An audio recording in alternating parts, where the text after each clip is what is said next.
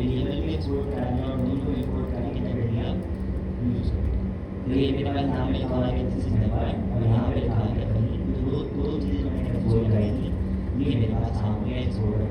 ठीक है, अब टाइप सिस्टम को ना बताने की कौन सी फाइल चलानी है, हम तो चाह रहे हैं ये सी लिखे वो सारा का सारा कॉन्फ़िगरेशन और सेट करना हम कॉन्फ़िगरेशन करेंगे और सीडी के ऊपर सीडी लिखेंगे, सीडी चेंज डायरेक्टरी और हमारा मतलब फिर उसके स्टेप्स बहुत तरह से चेंज है, बट अगर आप सी में रखिए हुए गेम तो फिर हो जाएगा। अच्छा, जब इसके बाद है तो आप लिखिए DIR,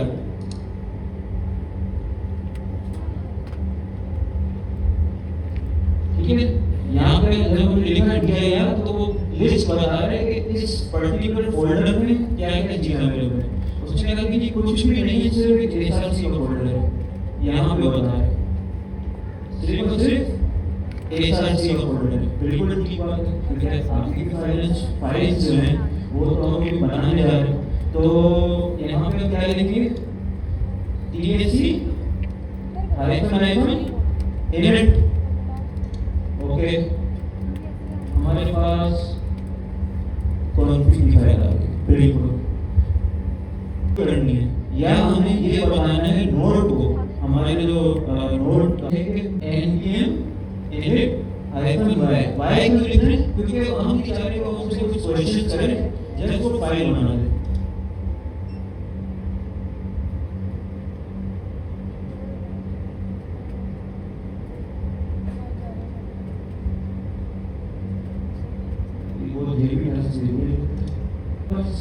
इसके बाद यहाँ पे हम एक की ऐड करेंगे टाइप की और उसकी वैल्यू की मॉड्यूल। क्लियर हो गया यहाँ तक? अब जब भी हम नोड से रन करेंगे हमारे जावास्क्रिप्ट फाइल को तो वो कंसीडर क्या करेगा कि वो फाइल एक मॉड्यूल है। ओके, यहाँ तक भी ठीक है। टाइप स्क्रिप्ट के अंदर हम कुछ कंपाइलर की सेटिंग करते थे, ठीक है, क्योंकि हमें भी कंपाइलर को भी तो बताना है कि हम जो कोड लिखने जा रहे हैं वो लेटेस्ट वर्जन का कोड है। तो क्या करेंगे, टारगेट क्या करेंगे, यस नेक्स्ट। अच्छा, और मॉड्यूल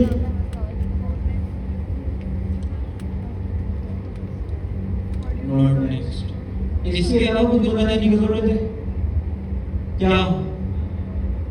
और क्या बताएंगे, रूट डायरेक्टरी, क्योंकि हमें कंपाइलर को बताना है कि टाइप सिस्टम की फाइल्स कहाँ से मिलेंगी।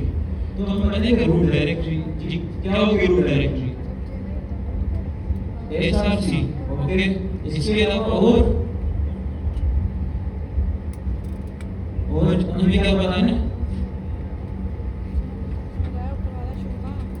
आउट डायरेक्टरी, ठीक है।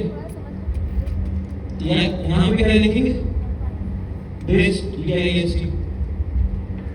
कंपाइलर की सेटिंग्स फिनिश्ड। अब हम पहली फाइल बना सकते हैं इसमें, ठीक है। अच्छा, एक काम कर लेते हैं, हम एक मॉड्यूल इंस्टॉल करते हैं टाइप स्क्रिप्ट वाले, ठीक है, साथ में।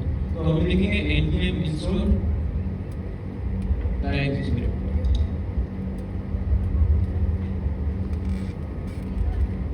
तो एक नोड मॉड्यूल्स का फोल्डर बन जाएगा जिसके अंदर टाइप स्क्रिप्ट हमारे पास लोकली हमारे प्रोजेक्ट के लिए इंस्टॉल होगी। अच्छा, तो डिस्ट का फोल्डर के लिए मुझे बनाने की जरूरत है। जब हम कंपाइल करेंगे तो आउटपुट जब वो बनाएगा कंपाइलर तो वो डिस्ट फोल्डर खुद ही बना देगा। ओके, इसका मतलब बनाने की जरूरत नहीं है। तो हम डायरेक्टली टाइप सिस्टम की फाइल बनाना स्टार्ट कर देते हैं। ओके, तो सबसे पहले स्टार्ट करते हैं, क्या हम लगा था डबल्स। अच्छा दोस्तों, जिस तरह हम अब तक बहुत सारे, जिसमें सबसे कॉमन डेटा टाइप्स कौन से, स्ट्रिंग, नंबर, बूलियन, ये सबसे ज्यादा कॉमन है। बट एरेज, ऑब्जेक्ट्स, ये तमाम चीजें भी हम बहुत ज्यादा यूज करते हैं। लेकिन हमने डिवाइड किया था प्रिमिटिव और नॉन प्रिमिटिव में। दो तरह के डेटा टाइप्स में स्टार्टिंग क्लासेस में हमने डिवाइड किया था, प्रिमिटिव और नॉन प्रिमिटिव।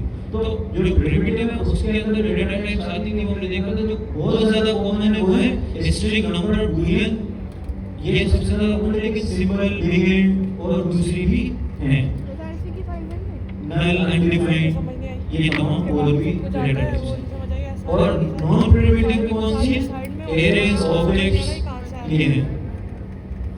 तो टाइप डिस्क्रिप्टिव में उन ही डेटा टाइप्स को यूज करते हैं, डेटा टाइप्स हम चेंज नहीं कर रहे, लेकिन हम टाइप डिस्क्रिप्टिव की वजह से कुछ एडिशनल उन्हीं डेटा टाइप्स के अंदर फंक्शनैलिटीज ऐड कर रहे हैं जिससे उनका बिहेवियर थोड़ा सा चेंज हो जाता है। क्या चीज? हम डेटा टाइप्स ही यूज करेंगे, लेकिन टाइप कॉन्सेप्ट है जिसमें आप क्या करते हैं, फॉर एग्जांपल मैं यहाँ पे एक एरे बनाता हूँ, ठीक है, वो नॉर्मल सी एरे बनाता हूँ, लेट एरे इक्वल टू, और हम यहाँ पे लिख देते हैं ए बी और सी। अच्छा, अगर मुझे इसकी टाइप असाइन करनी हो तो हम क्या करेंगे? अगर इसकी टाइप असाइन करनी हो तो क्या करेंगे? और स्ट्रिंग और स्क्वायर ब्रैकेट्स ऐसे ही करेंगे। तो इसका मतलब ये है कि मैं यहाँ पे स्ट्रिंग ऐड कर सकता हूँ, लेकिन इसके अलावा कोई और डेटा टाइप ऐड नहीं कर सकता। अगर मैं यहाँ पे नंबर के एरे बनाऊंगा तो नंबर के अलावा कुछ भी कर सकता हूँ, लेकिन अगर मैं ये चाहूँ, अगर मैं चाहूँ कि यहाँ पे ए हो, यहाँ पे 3 हो, तो आप क्या करें, और यहाँ पे हो फॉल्स, मतलब स्ट्रिंग क्या आ गई, नंबर क्या आ गया और बूलियन क्या आ गया। अब मैं यहाँ पे क्या टाइप असाइन करूँ? जी, आप इस तरह करेंगे, आप लेंगे राउंड ब्रैकेट्स, आप करेंगे जी स्ट्रिंग भी एक्सेप्ट कर लो, नंबर भी कर लो और बूलियन भी कर लो, हो गया। तमाम डेटा टाइप्स क्लियर हो रही है सबको ये चीज। यहाँ तो वेट कर लूँ, आगे मैं चाहूँ डी और कुछ भी आगे एक्सेट्रा ऐड कर देता हूँ, लेकिन रिक्वायरमेंट ये है कि 3 इंडेक्स 3 ही होने चाहिए, मतलब टोटल वैल्यूज ही होने चाहिए एरे में, और पहली स्ट्रिंग हो, दूसरी नंबर और तीसरी बूलियन हो, इसके अलावा और कोई वैल्यू हो, तो आप क्या करेंगे? जी, अब इसके अंदर ये वैल्यूज बताएंगे, वैल्यूज कैसे बताएंगे? पहला इंडेक्स स्ट्रिंग का नाम लिखेंगे कि पहला जो 0 इंडेक्स है वो स्ट्रिंग होना चाहिए, 1 इंडेक्स नंबर होना चाहिए और 2 इंडेक्स बूलियन होना चाहिए। अब अगर मैं यहाँ पे गलती से कोई स्ट्रिंग बना दूं, फिर उसे नहीं छोड़ना। इंडेक्स भी लेंथ भी डिफाइन कर दें और टाइप भी डिफाइन कर दें। हमने यहाँ पे किया ना, टाइप भी डिफाइन कर दी और लेंथ भी डिफाइन कर दी। लेंथ 3 से ज्यादा नहीं होगी और टाइप से बताया जाए कि 0 इंडेक्स पे क्या टाइप है, 2 पे और 1 पे क्या टाइप है। इसी कॉन्सेप्ट को हम कहते हैं टपल। अच्छा, इतना ही क्लियर कि टपल क्या है?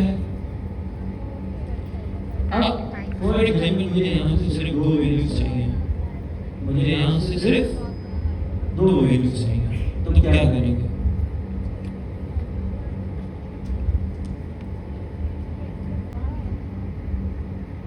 और अगर मुझे 3 चाहिए तो क्या लिखेंगे? डबल करंट स्क्वायर ब्रैकेट्स 1, अगर 4 चाहिए तो डबल स्क्वायर ब्रैकेट्स 2। तो ये बहुत छोटा सा टॉपिक है, डबल्स बंद कर देते हैं। फंक्शन अगर टाइप स्क्रिप्ट में लिखना है तो एक्सप्लिसिट कास्टिंग होनी चाहिए, तो एक्सप्लिसिट कास्टिंग लिखते हैं।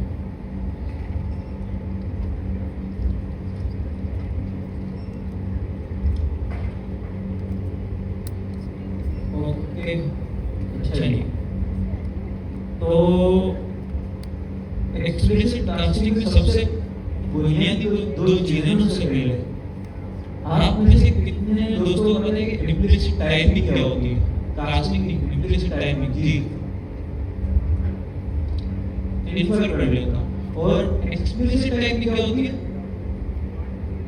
हम खुद डिफाइन करते हैं डेटा टाइप, खुद लिखते हैं। तो जिस तरह के हम करते हुए आ रहे हैं कि इम्प्लिसिट टाइपिंग ये है कि हम लिख रहे हैं कि कांस्टेंट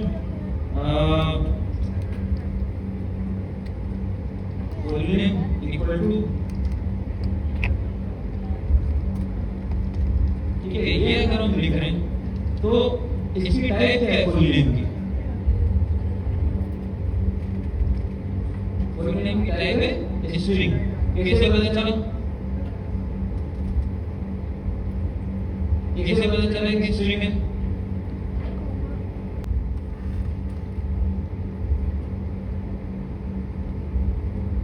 क्योंकि हमने जो इसके वैल्यू असाइन की वो क्या है? स्ट्रिंग वैल्यू है। अच्छा, मैं हम इसे दोबारा चेंज नहीं कर सकते, इसलिए इसको लेट पे ही डिक्लेयर करता हूं ताकि हम डिफरेंस देख सकें। तो अगर हम इसको करने की कोशिश करेंगे 23, तो हमें क्या कह रहे हैं? हमें कह रहे हैं कि नहीं, टाइप स्ट्रिंग है, आप इसमें नंबर असाइन नहीं कर सकते। वजह क्या बनी? वजह बनी इम्प्लिसिट टाइपिंग, मतलब कि उसने इन्फर कर लिया था जब हमने उसे पहली वैल्यू असाइन की ना जॉन, तो उसने इन्फर कर लिया था कि इसकी टाइप मुझे क्या रखनी है? स्ट्रिंग रखनी है। तो हमें यहाँ पे बताने की जरूरत नहीं पड़ी कॉलन करके इसकी टाइप स्ट्रिंग रखो। उसने खुद इन्फर कर लिया कि इसकी टाइप स्ट्रिंग है, तो मैं और कोई डेटा टाइप अलाउ नहीं कर सकता। अच्छा, सेम एग्जांपल लेते हैं और इसको मैं यूं लिख दूं, फुल नेम स्ट्रिंग, मैं टाइप बता दूं यहाँ पे। तो इन दोनों एग्जांपल्स में क्या फर्क है? इन दोनों एग्जांपल्स में क्या फर्क है जी? एक में नहीं हुई, लेकिन फर्क है कोई। अगर हम इसको चलाएंगे, कंपाइल करेंगे, तो कोई फर्क आएगा? कोई फर्क नहीं आएगा, मतलब रूल कोड सेम है। बट कॉन्सेप्चुअली क्या है? इसको हम कहते हैं एक्सप्लिसिट टाइपिंग। इसको हम क्या कहते हैं? क्योंकि हमने खुद लिख के बता दिया कि यही टाइप है जो इसके अंदर स्टोर हो, ठीक है? यही हो ना, अगर तो आया तो मैं बोलूंगा, अगर फ्रूटो आया ना तो मैं बोलूंगा माना तो मैंने जूस ही नहीं पीना। तो आपने खुद अपने तौर पे बता दी कि यही आना चाहिए, यही आना चाहिए। लेकिन उससे पहले क्या था? अननोन। उससे पहले क्या था? अननोन था, आपको नहीं पता था। तो कभी कोई ऐसा डेटा जिसकी टाइप अननोन हो, जिसकी टाइप अननोन हो, पता ही हो क्या आने वाला है, लेकिन आपको ये पता है कि मुझे एक्सेप्ट क्या करना है, लेकिन आपको ये पता हो कि मुझे एक्सेप्ट क्या करना है, तब आप यूज करते हैं एक्सप्लिसिट कास्टिंग। तब आप क्या यूज करते हैं? Explicit casting. ओके, देखते हैं।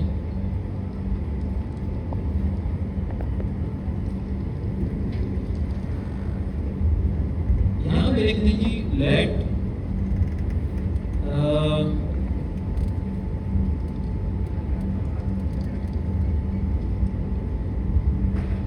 यहाँ पे लिख देते हैं जी।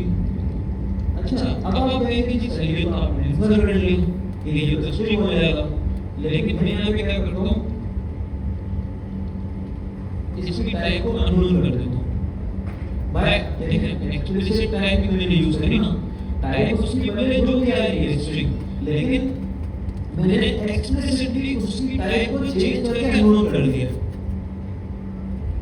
ऐसा ही है ना, मैंने उसकी टाइप को चेंज करके क्या कर दिया? अननोन कर दिया। अब मसला क्या आएगा इसकी वजह से? देखिए, जब हमारे पास यहाँ पे टाइप हम नहीं बताते और वो इन्फर करके स्ट्रिंग टाइप कर देते हैं, हम स्ट्रिंग टाइप यहाँ पर रख लेते हैं, दोनों सूरतों में वो हमें कुछ मेथड्स देता है। इसके बाद फ्रूट डॉट करके करते हैं, ये देखें, add, character add, concat, include, index of, ये तमाम मेथड्स हमें प्रोवाइड कर रहा है। क्यों प्रोवाइड कर रहा है? क्योंकि इसकी जो टाइप है ना फ्रूट की, वो क्या है? स्ट्रिंग है, इस वजह से प्रोवाइड कर रहा है। अगर हम इसको कर देंगे अननोन, तो अब देखें वो कुछ भी प्रोवाइड नहीं कर रहा। वो कह रहा है मुझे पता ही नहीं कि ये स्ट्रिंग है, बूलियन है, नंबर है, क्या है, तो मैं आपको नहीं बता सकता कि एक्सेप्ट क्या करना है। इसका मतलब ये हुआ कि अगर हम यहाँ पे लिखते हैं कि लेट ए इक्वल टू, और हम इसको कहते हैं कि फ्रूट एज स्ट्रिंग, क्या लिखा एज स्ट्रिंग, या इस एक और वेरिएबल में नहीं बनाना, ठीक है, हम जस्ट स्ट्रिंग लिखते हैं फ्रूट एज स्ट्रिंग डॉट। अब देखिए दोबारा से वो सारे के सारे वेरिएबल डाल गए,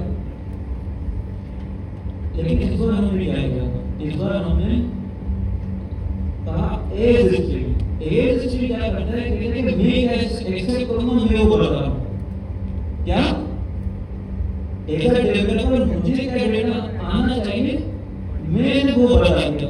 फ्रूट बदले पीछे तो कुछ भी हो, बदले मुझे नहीं पता, लेकिन एक्सेप्ट में क्या होगा, ये उसे स्ट्रिंग में कन्वर्ट कर देगा, ये उसे स्ट्रिंग में कन्वर्ट कर देगा। तो मुझे ये पता है कि मैंने क्या एक्सेप्ट करना है, मुझे क्या पता है कि मुझे क्या एक्सेप्ट करना है। तो इसी चीज को हम कहते हैं एक्सप्लिसिट कास्टिंग। अब इसको लिखने के दो तरीके, इसको लिखने के दो तरीके। एक तरीका तो हम लिखेंगे, आप लिखिए फ्रूट एज आगे टाइप बता देंगे एज स्ट्रिंग। तो एज स्ट्रिंग जो हमने लिखा तो फ्रूट की जो दूसरा तरीका ये है कि आप करें ग्रेटर देन लेस देन, तो उसके अंदर आप लिखें स्ट्रिंग और आगे नाम लिख दें वेरिएबल का और फिर डॉट। तो इन दोनों सूत्रों में आपको आपकी जो डेटा होगी वो किसमें कन्वर्ट हो जाएगी, स्ट्रिंग में कन्वर्ट हो जाएगी। वो आपको कह देगा कि ठीक है ये आपने एक्सप्लिसिट कास्टिंग कर दी है। तो अच्छा इसके अंदर एक चीज ठीक है, तो हाँ यही है। अब इसमें से जो आप लोगों को जैसे डेवलपर इजी लगेगा वो आप लोगों ने यहाँ पे अगर टाइप का नहीं करते, अगर हम ये टाइप का नहीं करते तो हम कहते हैं कि लेंथ कहाँ किसकी प्रॉपर्टी है, ना ये स्ट्रिंग है, ना ये बूलियन है, ना ये नंबर है, तो मैं लेंथ किसकी चेक करूं, क्योंकि लेंथ जब अप्लाई होती है ना वो किसी डेटा टाइप पे अप्लाई होती है, अननोन पे अप्लाई नहीं होती। तो लेंथ क्या करते हैं, चेक करते हैं कि कितने कैरेक्टर हैं आपकी स्ट्रिंग में, मतलब अगर आप एरे पे अप्लाई करेंगे तो टोटल काउंट बता देगा, लेकिन आप स्ट्रिंग पे करेंगे तो कैरेक्टर का काउंट बता देगा। इसके लिए कितने हैं, 5 हैं, तो आपको रिटर्न में क्या मिलेगा 5। तो इस तरीके से लेंथ बता देते हैं कि आप किस चीज की क्या लेंथ है। और जब कास्ट कर देते तो वो इस तरह के दूसरे मेथड होता है, और लेंथ के अलावा जितने भी स्ट्रिंग से रिलेटेड मेथड होंगे वो सब आपको इंटेलिजेंस में लिखना शुरू हो जाएंगे, और टाइप सिस्टम में कंपाइलर को समझ में आ जाएगा कि मुझे इस वेरिएबल को या इसी वैल्यू को है ना स्ट्रिंग देखना है। तो ये एक्सप्लिसिट कास्टिंग यहाँ तक आप लोगों ने लिख दिया होगा, आगे कोई और आप लोग साथ साथ लिख रहे होंगे। ये तो एक बहुत ही क्या होगा, ये उसे स्ट्रिंग में कन्वर्ट कर देगा, ये उसे स्ट्रिंग में कन्वर्ट कर देगा। तो मुझे ये पता है कि मैंने क्या एक्सेप्ट करना है, मुझे क्या पता है कि मुझे क्या एक्सेप्ट करना है। तो इसी चीज को हम कहते हैं एक्सप्लिसिट कास्टिंग। अब इसको लिखने के दो तरीके, इसको लिखने के दो तरीके।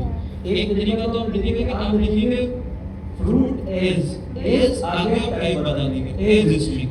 तो एज स्ट्रिंग जो हमने लिखा तो फ्रूट की जो दूसरा तरीका ये है कि आप करें ग्रेटर देन लेस देन, तो उसके अंदर आप लिखें स्ट्रिंग और आगे नाम लिख दें वेरिएबल का और फिर डॉट। तो इन दोनों सूत्रों में आपको आपकी जो डेटा होगी वो किसमें कन्वर्ट हो जाएगी, स्ट्रिंग में कन्वर्ट हो जाएगी। वो आपको कह देगा कि ठीक है ये आपने एक्सप्लिसिट कास्टिंग कर दी है। तो अच्छा इसके अंदर एक चीज ठीक है, तो हाँ यही है। अब इसमें से जो आप लोगों को जैसे डेवलपर इजी लगेगा वो आप लोगों ने यहाँ पे अगर टाइप का नहीं करते, अगर हम ये टाइप का नहीं करते तो हम कहते हैं कि लेंथ कहाँ किसकी प्रॉपर्टी है, ना ये स्ट्रिंग है, ना ये बूलियन है, ना ये नंबर है, तो मैं लेंथ किसकी चेक करूं, क्योंकि लेंथ जब अप्लाई होती है ना वो किसी डेटा टाइप पे अप्लाई होती है, अननोन पे अप्लाई नहीं होती। तो लेंथ क्या करते हैं, चेक करते हैं कि कितने कैरेक्टर हैं आपकी स्ट्रिंग में। मतलब अगर आप एरे करते करेंगे तो टोटल काउंट बता देगा, लेकिन आप स्ट्रिंग पे करेंगे तो कैरेक्टर का काउंट बता देगा। इसके लिए कितने हैं, 5 हैं, तो आपको रिटर्न में क्या मिलेगा, 5। तो इस तरीके से लेंथ बता देते हैं कि जो आपकी स्ट्रिंग की क्या लेंथ टोटल। और जब कास्ट कर देते तो वो इस तरह के दूसरे मेथड है, और लेंथ के अलावा जितने भी स्ट्रिंग से रिलेटेड मेथड करोगे वो सब आपको इंटेलिजेंस से देखना शुरू हो जाएगी। और टाइप सिस्टम में कंपाइलर को समझ में आ जाएगा कि मुझे इस वेरिएबल को या इसी वैल्यू को या स्ट्रिंग देखना है। तो ये एक्सप्लिसिट कास्टिंग यहाँ तक आप लोगों ने लिख दिया होगा, आगे कोई कोड आप साथ साथ ही लिख रहे होगे। ये तो एक बहुत ही कास्टिंग। तो हमने 2 चीजें करनी है, एक्सप्लिसिट कास्टिंग हमने कर ली। अब हम क्या मूव होंगे, कंस्ट्रक्टर फंक्शन की तरफ। अच्छा, आप लोगों को इससे एक्सप्लिसिट कास्टिंग की प्रैक्टिस करनी है नहीं सर। या हम आगे बढ़े? ओके, जबरदस्त।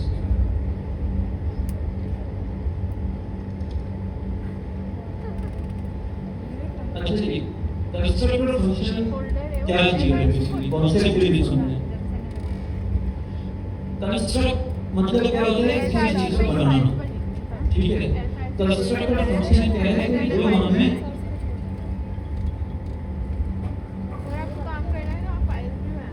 हमें हेल्प करे किसी चीज को बनाने में। अब वो चीज है वो ऑब्वियसली डेटा होगा, वो ऑब्वियसली क्या होगा, डेटा होगा। क्योंकि प्रोग्रामिंग में जब भी हम जो कुछ भी कोड लिख रहे हैं वो किस चीज के अराउंड है, डेटा के अराउंड है।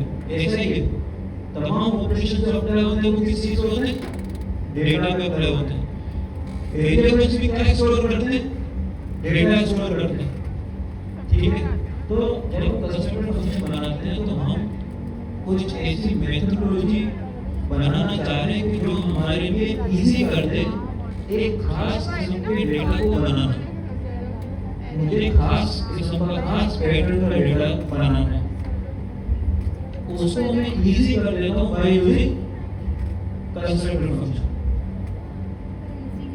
ओके, किस तरह? इससे पहले कि हम टाइप स्क्रिप्ट में लिखें, एक छोटी सी एग्जांपल ले लेते हैं जावा स्क्रिप्ट के थ्रू कंस्ट्रक्टर फंक्शन की।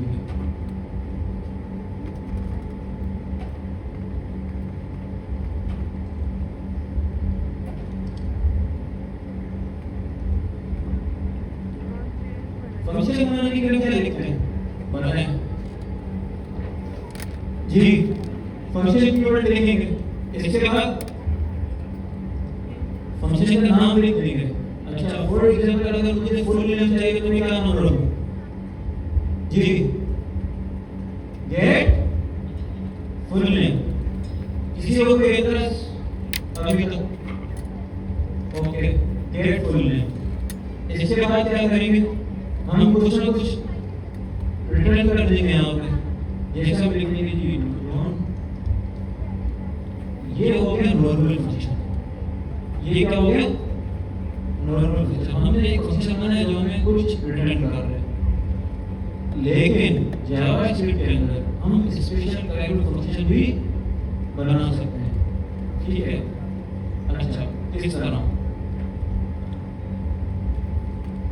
अब इसकी मिसाल कुछ इस तरह है कि फॉर एग्जांपल आपको एक ऑब्जेक्ट बनाना है, ठीक है। आपको एक, लेकिन मैं ये चाह रहा हूँ कि मैं सिर्फ डेटा पास करूँ, ऑब्जेक्ट ऑटोमेटिकली मिल जाए। तो आप क्या यूज करेंगे जी? मैं चाह रहा हूँ कि मैं फर्स्ट में लास्ट में पेज पास करूँ, लेकिन ऑब्जेक्ट ऑटोमेटिकली बन जाए। मतलब एक खास पैटर्न में चाह रहा हूँ बनाना, एक खास टाइप का डेटा, खास स्ट्रक्चर है, एक ऑब्जेक्ट का जिसके अंदर 3 ही कीज होंगी, फर्स्ट में लास्ट में, जिसके अलावा कोई नहीं होगी। मैं वो एक खास किस्म का डेटा बनाना चाह रहा हूँ, मैं एक खास डेटा कंस्ट्रक्ट करना चाह रहा हूँ। इसको बनाने के लिए मैं क्या मेथड यूज कर सकता हूँ? कोई एग्जांपल, कुछ भी अपनी तरफ से अगर आपको क्या समझना है, हम क्या कर सकते हैं? हमने जो भी अभी प्रोग्रामिंग सीखी है उसमें से कुछ बताएं कि क्या कर सकते हैं उसको। एक कंस्ट्रक्टर फंक्शन, हम क्या बोल रहे हैं, एक कंस्ट्रक्टर फंक्शन। हमने कहा जी यूजर, ओके ठीक है। अब आप देखिए मैंने यहाँ पे जो इसका नाम रखा है वो कैपिटल से लिखा है, जरूरी नहीं है कि आप कैपिटल से लिखें, लेकिन बेस्ट प्रैक्टिस ये है कि जब भी कंस्ट्रक्टर फंक्शन होगा तो उसका नाम के जो फर्स्ट कैपिटल होगा वो क्या होगा, कैपिटल होगा। ये बेस्ट प्रैक्टिस है, आप नहीं भी रखेंगे तभी ये काम करेगा, लेकिन बेस्ट प्रैक्टिस है आपने, क्योंकि वर्ल्ड वाइड यही फॉलो होता है जी। अब आप कुछ चलेंगे दिस कीवर्ड, ये मेन चीज जो कंस्ट्रक्टर फंक्शन बनाएगी कीवर्ड, ये दिस का जो कीवर्ड है ना वो चीज जो इससे क्या बनाएगी, कंस्ट्रक्टर फंक्शन बनाएगी। तो हमने लिखा है this word first name project बनाया होगा। ओके इक्वल टू, और हम ये एक्सेप्ट करेंगे यहाँ पर। ये तो ऑपरेटिंग सिस्टम का होता है, ये एसआरसी फोल्डर को रिप्रेजेंट कर रहा है। उनको जो लैपटॉप है ना उसका सिस्टम है कि फोल्डर के आइकन को ये शो करवा रहा है। यहाँ पर अगर अपना फोल्डर बनाएंगे ना, जैसे कुछ भी नाम से बना दिया, अपने ऐसे दिखा रहे हैं कुछ और है नहीं, वरना येलो कलर का आइकन शो हो रहा है, ये तो उनका ऑपरेटिंग सिस्टम का मसला है और कुछ नहीं है। तो बाकी सब ऐसे एक बनाया हाँ, तो ये ऐसे सही है। यहाँ तक कोई मैंने क्या किया, एक सिंपल सा फंक्शन बनाया, दिस का कीवर्ड यूज किया और उसे हमने वेरिएबल प्रोसेस। अभी दिस का कीवर्ड क्या करेगा, ये वेरिएबल प्रोसेस है ना, तो इसको देखते हैं कर रहे हैं। अब मुझे यहाँ पे एक यूजर टू बनाना है, ठीक है, user two equal to user, और मैं इसको कोड करके क्या करूँगा, यूजर पास करूँगा। मैं यहाँ पे क्या पास कर सकता हूँ, बताएं क्या पास करूँगा,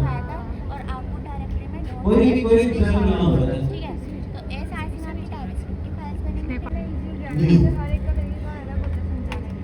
अब आपने बेसिकली करा क्या, जब आपने फंक्शन लिखा तो उससे आपने दिस का कीवर्ड यूज किया, और जब आपने यूजर बनाया तो उसमें कोई कंडीशन में आपने क्या लिखा है, न्यू का कीवर्ड लिखा है। फाइन, एसआरसी बता कंसोल करके चेक करें इसको।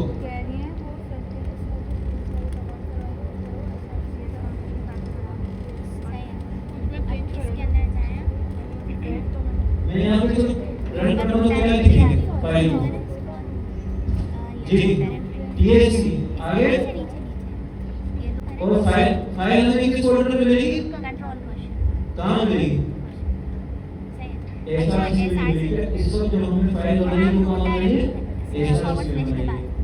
तो एसआरसी स्लैश क्या नाम है फाइल का,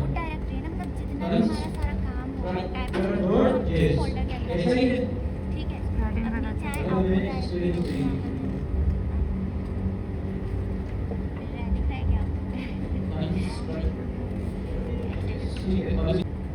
तो हमारे पास एक यूजर आया है, लेकिन ये कैसे पता चल रहा है कि ये जो यूजर का डेटा है वो एक कंस्ट्रक्टर फंक्शन से बना है, ये कैसे पता चल रहा है। अच्छा एक काम करते हैं, अब यहाँ पर भी एक इसको कॉपी करेंगे, यहाँ से रिप्रेजेंट करते हैं, ठीक है, कुछ डेटा एग्जांपल के लिए।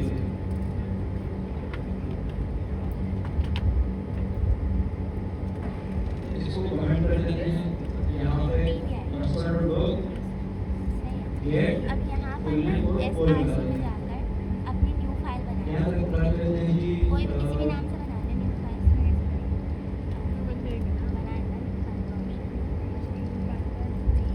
फाइल किसी भी नाम से बना लें। यूजर 2। अच्छा अब बताइए यूजर 1 में क्या आएगा, यूजर 2 में क्या आएगा जी। अब यहाँ पर आप कुछ भी लिख दें, जैसे कंसोल डॉट हेलो, यूजर 1 में क्या आएगा,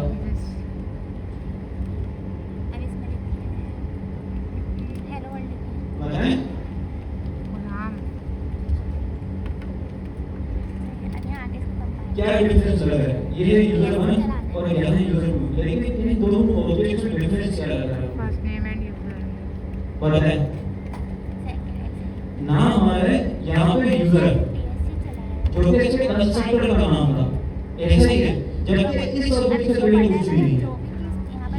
ऑब्जेक्ट है उससे पहले उसके कंस्ट्रक्टर का नाम होना है, जबकि यहाँ पर जो उससे पहले यूजर 1 है उससे ऑब्जेक्ट पहले कुछ नहीं है, वो एक नॉर्मल ऑब्जेक्ट है। इस तरह का ऑब्जेक्ट जो किसी कंस्ट्रक्टर फंक्शन से बना हो उसको कहते हैं इंस्टेंस। क्या कहते हैं?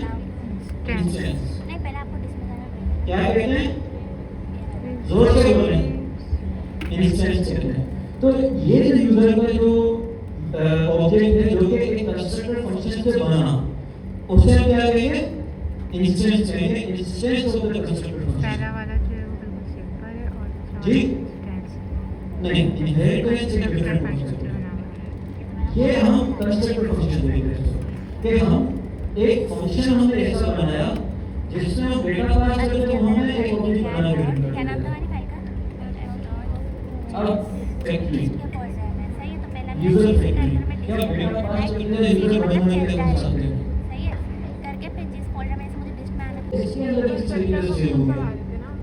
आपने तो दिस लिखा था ना, आपने कांस्टेंट या लेट या वाट नहीं लिखा था, आपने क्या लिखा था? दिस। और ना आपने यहाँ पे कुछ रिटर्न लगाया है। हम तो कहते हैं कि भाई जब भी कोई फंक्शन कोई डेटा हमें चाहिए हो तो क्या लिखते हैं? रिटर्न लिखते हैं। ऐसा ही है, जब भी हमें फंक्शन से अगर डेटा चाहिए हो तो हम क्या लिखते हैं? रिटर्न लिखते हैं। हमने तो रिटर्न भी नहीं लिखा, फिर भी वो हमें डेटा पास कर रहा है। क्यों? क्या वजह है? वजह है ये दिस। दिस क्या करता है? दिस के पास जो स्कोप है, याद है मैं स्कोप पढ़ रहे थे, तो दिस के पास स्कोप है, वो क्या है? इस फंक्शन का स्कोप। वो क्या है? इस पर्टिकुलर यूजर के फंक्शन का स्कोप है।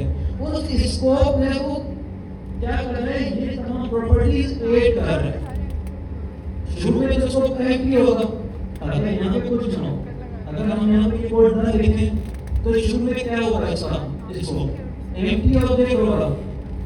लेकिन जैसे हमने दिस डॉट करके हमने यहाँ पे असाइन करना शुरू करी प्रॉपर्टीज, तो उससे क्या है? ओके, जो ब्लैंक ऑब्जेक्ट है उसमें मैंने एक की ऐड करनी है फर्स्ट नेम, फिर लास्ट नेम, फिर एज।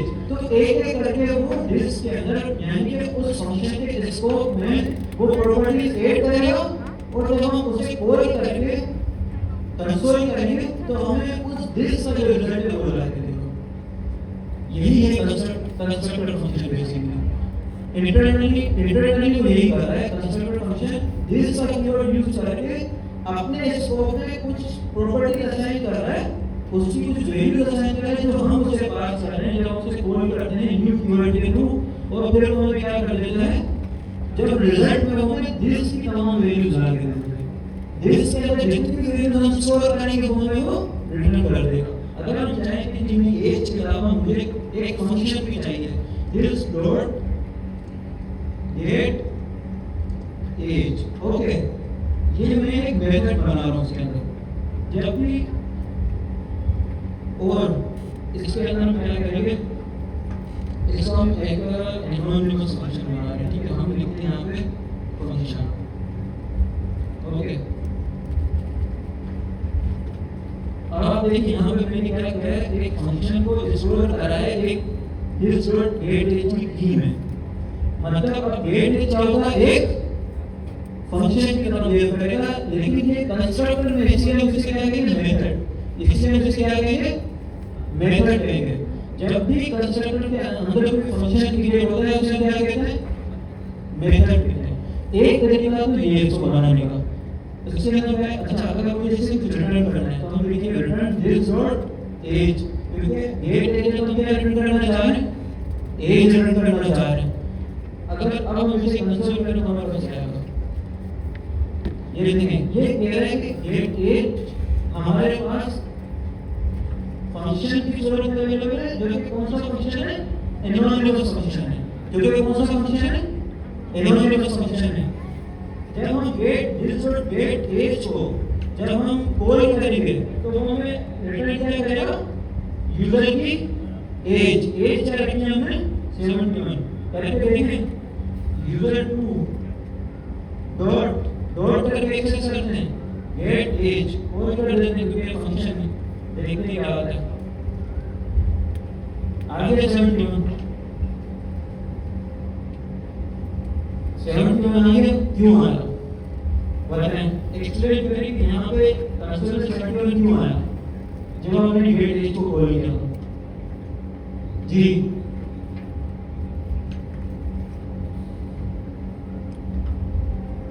बताएं कॉपी किया this dot gate age return क्या कर रहा है this dot age में जो वैल्यू सेव है यूजर 2 के लिए वो क्या है 71 इसलिए वो क्या रिटर्न कर रहा है 71 रिटर्न कर रहा है अगर हमारे पास इसकी जगह कोई और यूजर होता हम कह देते हैं यूजर 3 और हम यहाँ पे कह देते हैं 41 तो यूजर 3 के लिए वो क्या रिटर्न करेगा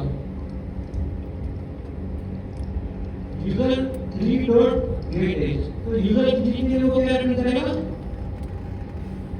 41 रिटर्न करेगा सिंपल क्यों क्योंकि जो पर्टिकुलर ऑब्जेक्ट जो हमने बनाया उसका जो दिस है दिस के अंदर क्या वैल्यू से वो उस स्कोप के हिसाब से हमें वैल्यूज रिटर्न कर रहा है यही कंस्ट्रक्टर फंक्शन का काम है क्लियर हो गया कंस्ट्रक्टर फंक्शन यहाँ तक अच्छा अब आप लोगों ने यहाँ पे फोल्डर बनाना है एसआरसी बना लें एसआरसी का फोल्डर बनाओ तो था बना लिया यस सर कितने से अभी तक एसआरसी का फोल्डर बनाना है मैं सबसे पहले मैंने बनाया जी सर आगे बोले लोगों ने उसको छोड़ दें बस आप फोल्डर बनाएं फोल्डर वगैरह ये सारी चीजें ये देखा बस आप फोल्डर बनाएं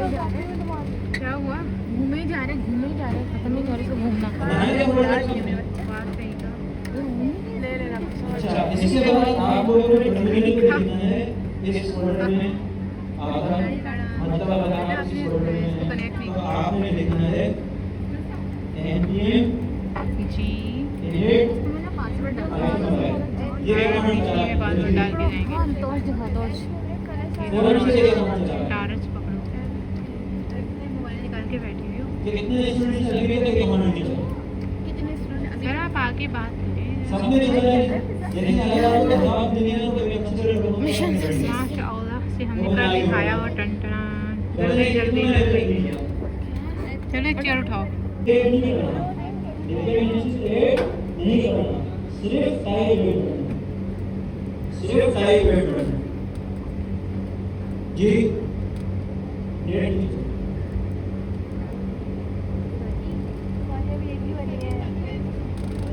उसको ले लेंगे सिर्फ आप लोग टाइप को मॉडिफाई करना क्या मशहूर है कर लिया यही तो कहानी है कितने स्टूडेंट अभी तक कर रहे हैं कीबोर्ड चलता है ना फिर दोबारा से बताना पड़ेगा आपको अभी ऑब्जेक्ट बनाएंगे तो हमारे आगे सेपरेट करेंगे वैल्यूज को टाइप मॉड्यूल बढ़ेगा कौन अभी तक कर रहा है ये कितने स्टूडेंट्स अभी तक कर रहे हैं अच्छा कितने स्टूडेंट्स लिखे कि एस ये कौन सी डॉट जैसा जेसन इसमें आप लोगों ने क्या चीज चेंज करनी है टारगेट टारगेट आपने लिखना है ईएस नेक्स्ट क्या लिखना है एस कितने अभी तक टारगेट सेट कर रहे हैं ये सर एसआरसी की फाइलों कितने को स्टूडेंट दबा तक टारगेट सेट कर रहे हैं टारगेट तो आपको थोड़ा सा सीरियस सेट करना है फिर क्या करना है नोट नेक्स्ट जल्दी से यार इसको आप कर देंगे ./src क्या कर देंगे ./src इसको आपने कर देना है ./dist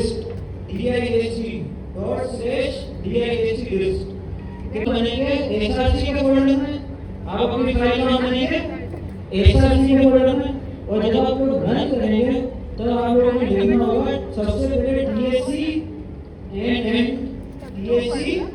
and node नोड के बाद अगर आप src में से कोई फाइल चला रहे हैं तो आप लिखेंगे src और हमारे जैसे कंस्ट्रक्टर की फाइल थी फाइल का नाम तो वो हम इस तरीके से चला लेंगे अगर हमें डिस्क में से फाइल चलानी होगी तो हम लिखेंगे नोड डिस्क और जो भी हमारे पास फाइल होगी x जो भी हमारे पास फाइल है .js तो जो फाइल होगी जिस फोल्डर में होगी उसका हम यहाँ पे पाथ दे देंगे हमको टाइपस्क्रिप्ट में लिखना है न्यू टॉपिक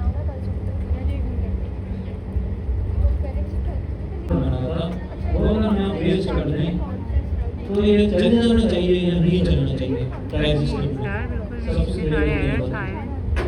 ये चलना चाहिए या नहीं चलना चाहिए? जी नो एरर्स बताएं। बता तो दिया सर। अगर यूजर कंस्ट्रक्टर कॉपी कर दिया और वो टाइप सिस्टम की फाइल में मैंने पेस्ट कर दिया तो ये मुझे एरर क्यों दे रहा है? ये तो चल जाना चाहिए ना, या नहीं चलना चाहिए? ये कह रहे हैं कि कितने स्टूडेंट्स कहते हैं कि बिल्कुल सही है, नहीं चलना चाहिए, इसके साथ नहीं खेलना सर, मैं तो कह रही और हूँ कितने स्टूडेंट्स कहते हैं कि नहीं चल जाना चाहिए, पता नहीं क्यों एरर दे रहे हैं। मैं तो चुप रही हूँ भाई। वाली फाइल जो है वो कौन सी चलाई थी आपने? नहीं चले तो अच्छा है। हाँ, नहीं चले तो अच्छा है, छुट्टी हो जाएगी। देखें एरर समझते हैं। ये कह रहे हैं कि सबसे पहले तो इसकी कोई टाइप नहीं है, मतलब कि हम जो एक आर्गुमेंट दे रहे हैं उसकी टाइप नहीं है, टाइप दे रहे हैं हम कहते हैं ये होगा स्ट्रिंग, लास्ट में क्या होगा? लास्ट में होगा स्ट्रिंग,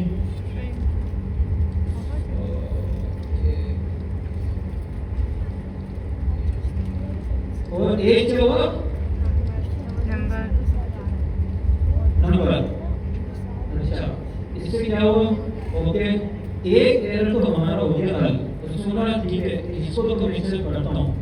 दिस का क्या करना है?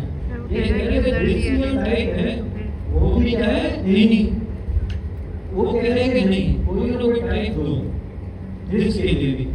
यहाँ पे क्या एरर दे रहे हैं? न्यू एक्सप्रेशन मैं एक्सेप्ट नहीं करूँगा। इसका मतलब कि जो कीवर्ड्स फंक्शन को कंस्ट्रक्टर बनाने में हेल्प कर रहे हैं, टाइप सिस्टम का कंपाइलर उससे इतराज कर रहा है, कह रहे हैं कि मैं क्या अलाउ नहीं करूंगा, आप क्यों दिस और यूज कर रहे हो फंक्शन में? तो बाय डिफॉल्ट कंस्ट्रक्टर फंक्शन नहीं समझ पाता कि मुझे इसको as a normal function treat करना है या एज अ कंस्ट्रक्टर फंक्शन देखना है। टाइप सिस्टम का कंपाइलर ये बाय डिफॉल्ट उसको नहीं जज कर पाता, तो हमें उसे बनाना पड़ता है। उसे भी क्या करना पड़ता है? ये चीज कंपाइलर को बनानी पड़ती है। अच्छा बनानी पड़ती है, कैसे बनाएंगे? हम यहाँ पे एक इंटरफेस बनाते हैं। इंटरफेस बनाने में हम अपने यूजर का हम लिखते हैं कि आई यूजर इंटरफेस ऑफ यूजर। हमारे पास क्या क्या चीजें हैं? फर्स्ट नेम टाइप है उसकी स्ट्रिंग, लास्ट नेम की क्या टाइप है? एज की क्या टाइप है? नंबर इसके अलावा हमारे पास एक फंक्शन है, तो दिस डॉट नहीं दिस डॉट नहीं गेट एज वो क्या होगा? एक फंक्शन होगा। वो क्या होगा? एक फंक्शन होगा जो कि क्या रिटर्न करेगा? जो कि क्या रिटर्न करेगा? स्ट्रिंग रिटर्न करेगा। यहाँ तक कोई मसला? इस इंटरफेस को समझने में कोई मसला?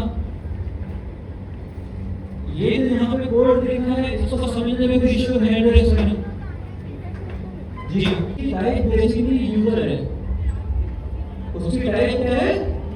यूजर है, तो उसे पता चल जाएगा। अच्छा ओके, अब देखिए इसने यहाँ से हटा दिया एरर को, उससे बोला ठीक है मैं दिस को एक्सेप्ट करूंगा और उसकी मुझे टाइप भी पता है कि first name last name age से कर है। अब ये मेथड के ऊपर क्यों कर रहा है? ये कह रहा है कि रिटर्न करेगा number is not assignable to type string, क्योंकि दिस नॉट एज क्या रिटर्न करता है? नंबर रिटर्न करता है। हमने यहाँ से क्या रिटर्न करा है गलती से? स्ट्रिंग। अगर हम इसको नंबर कर दें तो ये क्या करेगा? यहाँ तक भी ठीक हो गया। अब यहाँ पे क्या मसला है? देखिए दिस कीवर्ड का तो मसला मैंने कर दिया। दिस को तो हमें बता दिया है कि ये इंटरफेस टाइप होनी चाहिए दिस की, जो भी हमारा कंस्ट्रक्टर फंक्शन जो भी ऑब्जेक्ट बनाएगा उसके अंदर ये तमाम प्रॉपर्टीज होंगी जो कि दिस के अंदर सेव होंगी, उसने सेव करनी है। लेकिन न्यू का कीवर्ड लगे तो उसको समझ में नहीं आ रहा। दिस का कीवर्ड उसको समझ में आ गया इंटरफेस की मदद से, लेकिन उसको न्यू का कीवर्ड समझ में नहीं आ रहा। तो क्या करना चाहिए? उसके लिए हमें करना ये पड़ेगा, हम कहेंगे देखिए ये तरीका है जो हमने अभी पढ़ा था एक्सप्लिसिट कास्टिंग का। हमने क्या पढ़ा था? Explicit casting. हम इसको कर लेंगे एज एनी, फिर हम इसको क्या कर लेंगे? As any. ठीक है, फिर इस एरर को खत्म करने के लिए हमने क्या किया, एज नहीं कर दिया। अब कोई एरर दिख रहा है फाइल में? No sir. नहीं है, इसको चला के चेक करना है फाइल को। तो हमें क्या करना होगा, DSC किस फोल्डर में बनेगी, डिस्क फोल्डर में बनेगी आउटपुट फाइल, और उसका नाम क्या होगा, उसका नाम होगा to_constructor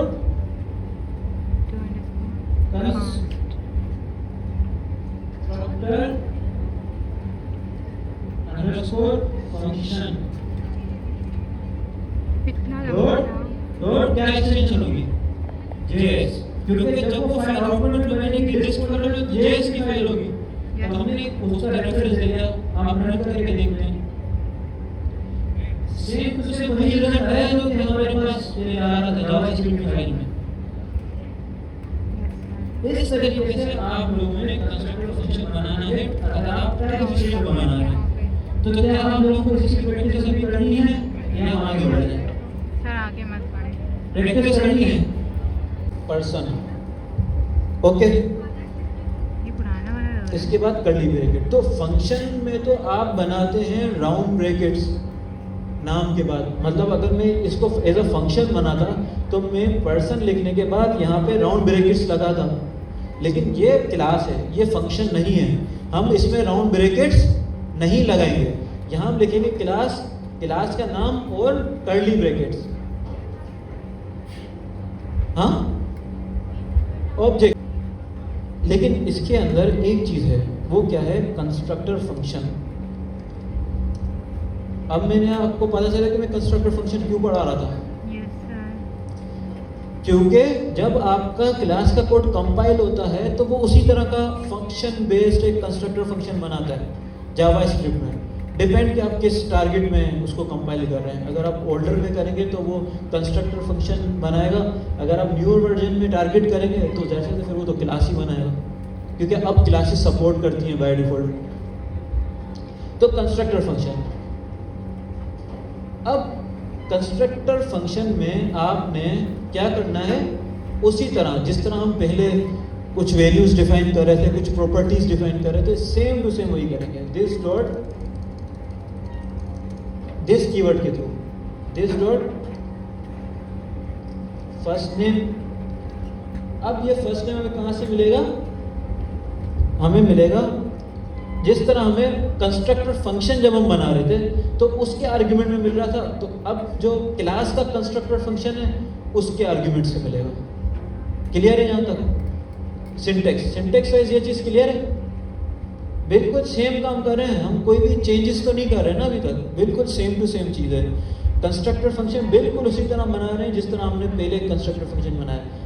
बात यह कि अब ये जो कंस्ट्रक्टर फंक्शन है वो इस क्लास का है और उसका कीवर्ड भी कंस्ट्रक्टर है, इसका हम नाम चेंज नहीं कर सकते, इसको हम कंस्ट्रक्टर कीवर्ड ही लिखेंगे, इसका नाम हम चेंज नहीं कर सकते, ये कंस्ट्रक्टर कीवर्ड ही लिखा जाएगा। इसी तरह हमारे पास दूसरी प्रॉपर्टीज क्या थी, बताएं?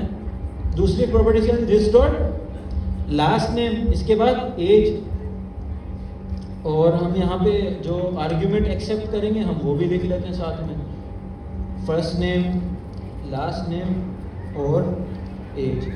अब इश्यू क्या आ रहा है, रेड लाइंस। याद है जब हमने पहले बना तब भी रेड लाइंस आ रही थी टाइप स्क्रिप्ट में, ये भी उसी किस्म की रेड लाइंस दे रहा है, कोई मसला नहीं, हमें तो आदत हो गई है रेड लाइंस देखने की। देखते हैं, ये कह रहा है कि टाइप एनी है, टाइप बता दो। आपको याद आ रहा है हमने इसी तरीके से रिजोल्व किया था ना लास्ट टाइम भी, पिछला जब हम जब हम कंस्ट्रक्टर बना रहे थे तब भी हमने इसी तरीके से step by step type define करके एरर खत्म किए थे। स्ट्रिंग, लास्ट नेम की टाइप क्या होगी, एज की टाइप क्या होगी, नंबर। इस पे क्या कह रहा है, ये नहीं, लास्ट टाइम जो एरर आया था ना वो था दिस कीवर्ड का एरर आया था। क्लास में दिस कीवर्ड का एरर नहीं है, क्लास में दिस कीवर्ड खुद ब खुद टाइप स्क्रिप्ट समझ लेता है कि चूंकि ये क्लास है तो दिस कीवर्ड तो होगा, क्योंकि दिस कीवर्ड अब कहाँ टारगेट कर रहा है, इस क्लास को टारगेट कर रहा है। पहले दिस कीवर्ड टारगेट कर रहा था उस फंक्शन को, फंक्शन के स्कोप को, अभी जो दिस कीवर्ड है वो किस स्कोप को टारगेट कर रहा है? इस क्लास को टारगेट कर रहा है बेसिकली।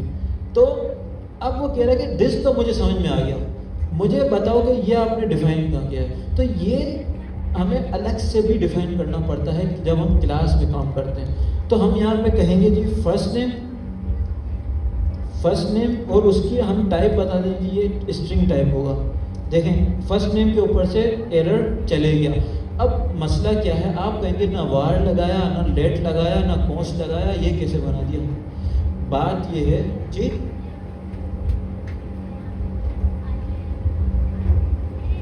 जी क्लास है, इसमें से ये प्रॉपर्टी आपको एक्सेस करनी है। तो हम क्या करते हैं, यहाँ पे लास्ट नेम डिफाइन करके फिर जब हम यूज़ करते हैं तो ये कहते हैं कि ओके अब मुझे समझ में आ गया कि ये जो लास्ट नेम और फर्स्ट नेम है वो पार्ट है पर्सन क्लास का, वो पार्ट है किसका? पर्सन क्लास का। तो अब इसके पहले कोई भी कीवर्ड नहीं लगेगा, लेस्ट कॉन्स्ट वार कुछ भी नहीं लगेगा। क्यों? क्योंकि ये कोई वेरिएबल नहीं है, ये कोई वेरिएबल नहीं है, ये प्रॉपर्टी है इस क्लास की। ये प्रॉपर्टी कुछ लाजमी करना होगा। अब वो क्या एरर दे रहा है, अब ये कह रहा है कि जी ओके फाइन मैं समझ गया कि ये क्लास है, लेकिन अब मुझे अब आर्ग्यूमेंट दें, फर्स्ट नेम, लास्ट नेम और एज।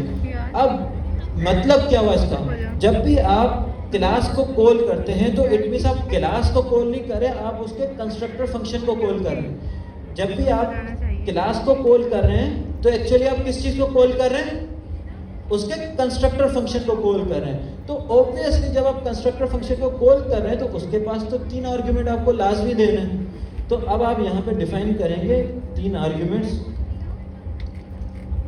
जिस तरीके से आपने पहले किया था। अब हम लिख देते हैं जी जॉन, तो कोई भी नाम दे दिया आपने, और हम यहाँ पे इसको कंसोल करके चेक करते हैं।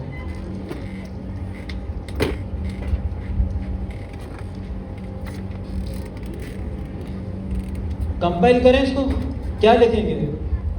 कंपाइल करने के लिए क्या लिखेंगे? मेरी फाइल का क्या नाम है? 3_classes 3_classes। अब देखें मैं यहाँ पे लिख रहा हूँ JS, मैं यहाँ पे TS नहीं लिख रहा हूँ, मैं JS लिख रहा हूँ। आप में से काफ़ी स्टूडेंट यहाँ पे TS लिख के कंपाइल कर रहे थे। तो दोबारा मैं एक बार बता दूँ कि Node.js को टाइपस्क्रिप्ट समझ में नहीं आती, Node.js को जावास्क्रिप्ट समझ में आती है, इसीलिए हम पहले TS यूज़ कर रहे हैं ताकि टाइपस्क्रिप्ट का कोड कन्वर्ट हो जाए जावास्क्रिप्ट में। जब वो कन्वर्ट हो जाएगा तब हम Node.js को जावास्क्रिप्ट प्रोवाइड करेंगे। कॉल करने का देखते हैं यहाँ पे क्या आता है जी। हमारे पास यहाँ पे आ गया सेम टू सेम वही रिजल्ट, उसी किस्म का। जिस तरह यूज़र आ रहा था वो हमें बता रहा था कि जी ये इंस्टेंस है एक कंस्ट्रक्टर फंक्शन का, इसी तरीके से कह रहा है कि ये एक इंस्टेंस है पर्सन क्लास का, जो कि जिसको आपने कॉल किया और उसने एक इंस्टेंस बना के दे दिया पर्सन क्लास में से। बिल्कुल सेम टू सेम। अब आप बताएं कि आप लोग कौन सी अप्रोच यूज़ करना चाहेंगे, ऑब्जेक्ट ओरिएंटेड अप्रोच या फंक्शनल अप्रोच? एक ही काम 2 तरीके से हमने कर लिया, बाय यूजिंग फंक्शन भी किया, बाय यूजिंग क्लासेस भी किया। अब आप बताएं कि आपको क्या समझ में आया अच्छे से, मतलब आपको कौन सा बेहतर लगा कोडिंग वाइज? क्लास वाला बेटर। ओके, और मैं यहाँ पे लिख दूँ DOB, ठीक है, कुछ भी। तो मैंने एक एक्स्ट्रा प्रॉपर्टी यहाँ पे ऐड कर दी, लेकिन मैं बाउंड करना चाह रहा हूँ एक सर्टेन ऑब्जेक्ट का पैटर्न डिफाइन करना चाह रहा हूँ कि जो क्लास है बस वही पैटर्न रिटर्न करे, इसके अलावा कुछ और रिटर्न ना करे। तो हम जब ऑब्जेक्ट बनाते थे, ऑब्जेक्ट के लिए हम जब हम एक स्ट्रक्चर बनाते थे हम क्या यूज़ करते थे? ऑब्जेक्ट के लिए स्ट्रक्चर बनाने के लिए हम क्या यूज़ करते हैं? इंटरफेस यूज़ करते हैं। तो इसके लिए भी हम क्या यूज़ करेंगे? इंटरफेस ही यूज़ करेंगे। हम जी लिखेंगे यहाँ पे ये एक इंटरफेस है, इंटरफेस ऑफ पर्सन है तो आई पर्सन, और उसके अंदर उसमें हम डिफाइन कर देंगे जो भी हमारी प्रॉपर्टीज़ हैं वो। फर्स्ट नेम क्या होगी? स्ट्रिंग। हम यही चीज़ कॉपी करके लिख सकते हैं, लेकिन मैं DOB नहीं लिखना चाह रहा, एज तक रखना चाह रहा हूँ। अब ये इंटरफेस हम इस पर्सन को किस तरीके से असाइन करें, जब अगर मुझे ये वाला इंटरफेस पर्सन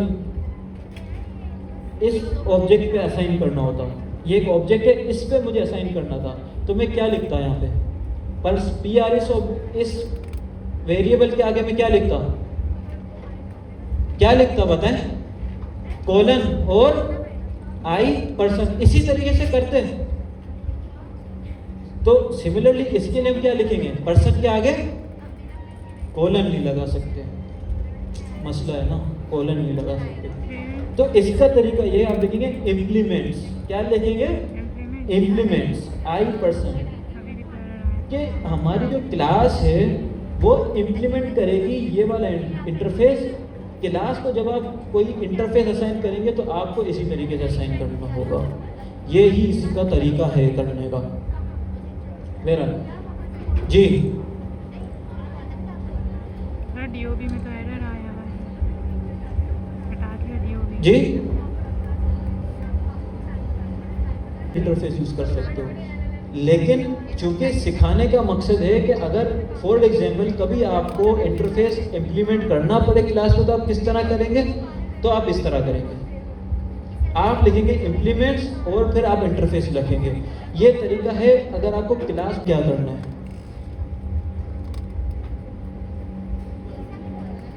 क्या करना है इसके बाद? इसमें हम एक और चीज़ सीखते हुए जाते हैं, ठीक है। हम यहाँ पे एक अब जिस तरह कंस्ट्रक्टर फंक्शन में हम मेथड लगा रहे थे दिस डॉट गेट एज, तो इस तरह के अगर मेथड हमें बनाने हो तो हम किस तरीके से बनाएंगे मेथड? बताएं, मेथड किस तरह बनाएं? प्रो बनाएं जी। बाय नेम क्या लिखेंगे? हम लिखेंगे गेट फर्स्ट नेम और हम कर देंगे जी return this dot first name. इस तरीके से आपने मेथड डिफाइन करना है। तो इसमें आपको दिस लगाने की ज़रूरत नहीं है। जब भी आप क्लास में मेथड बनाएंगे तो आपको दिस कीवर्ड लगाने की ज़रूरत लिख सकते हैं, और ना आपको फंक्शन कुछ भी नहीं लिखना आपको। डायरेक्टली जिस तरह इस तरह आपने डिफाइन कर लेना। अगर आपको एज चाहिए तो आप लिखेंगे जी गेट एज और यहाँ लिखेंगे दिस डॉट एज। तो अब जब ये इंस्टेंस हमारे पास जो आया है इसमें अगर मुझे एज चाहिए तो हम लिखेंगे person1 डॉट गेट एज और वो हमें कंसोल में एज दिखा देगा। तो इस तरीके से आप सिंपल क्लास इस तरीके से बनाते हैं। ये हमने सिर्फ और सिर्फ क्लास बनाना सीखी है। हम कह सकते हैं जी यहाँ पे हमारे पास एक फंक्शन होगा, एक मेथड होगा गेट फर्स्ट नेम का, जो कि रिटर्न करेगा नंबर रिटर्न करेगा। अगर हम गलत दे तो क्या कहते हैं? नहीं, आपने टाइप पे कुछ और बताया लेकिन रिटर्न कुछ और हो रहा है, तो वो रिटर्न करेगा स्ट्रिंग। तो अब वो यहाँ से एरर हट गया। सिमिलरली फॉर एज तो आप लिखेंगे गेट एज लिखेंगे। अब देखिए जैसे मैंने टाइप मिस्टेक किया तो ये यहाँ पे चूंकि वो वही इंटरफेस इंप्लीमेंट कर रहा है तो कह रहा है कि इस तरह की तो कोई प्रॉपर्टी नहीं है, इस तरह की कोई प्रॉपर्टी नहीं है। आप इसको कैपिटल में बताना पड़ेगा, क्योंकि आपने जो यहाँ पे मेथड इंप्लीमेंट किया है वो किस केस में है? Get age. फिर वो नंबर भी हो किस केस में? ये नंबर, क्योंकि हमारा जो गेट एज का मेथड है वो नंबर रिटर्न कर रहा है। अब इंटरफेस आपने बना लिया। अब मैं ये चाह रहा हूँ कि मेरा ये जो ऑब्जेक्ट है उसके ऊपर इंटरफेस तो अप्लाई हो, लेकिन सिर्फ ये 3 प्रॉपर्टीज अप्लाई हो, ये 2 मेथड्स अप्लाई ना हो। तो उसके लिए क्या करें?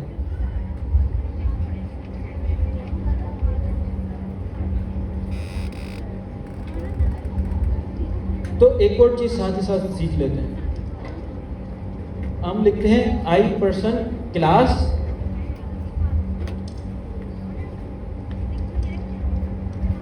हमने क्या क्या यहाँ पे देखें। अब हमने क्या क्या 2 चीजें अलग अलग कर दी। हमने मेथड्स अलग इंटरफेस में डिफाइन कर दिए और हमने जो बेसिक स्ट्रक्चर था, ऑब्जेक्ट था, वो एक अलग इंटरफेस में डिफाइन कर दिया। अब हमें इन दोनों को मर्ज करना है, तो हम लिखेंगे एक्सटेंड्स आई पर्सन के ये जो हमारे पास प्री डिफाइंड एक मेथड है, प्री डिफाइंड जो हमारे पास स्ट्रक्चर है, सॉरी मेथड नहीं, प्री डिफाइंड स्ट्रक्चर है ऑब्जेक्ट का, इसको आप एक्सटेंड करो और इसमें दो चीजें और ऐड कर दो और इसको हम असाइन कर देंगे इम्प्लीमेंट्स में।